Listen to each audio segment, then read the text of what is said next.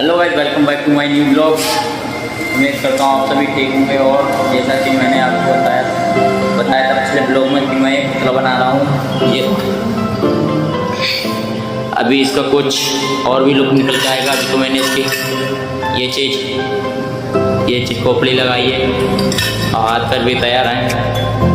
बस अब इस पे जो है इसका लोड डालना रह गया है, वो भी आपको मैं बताऊंगा।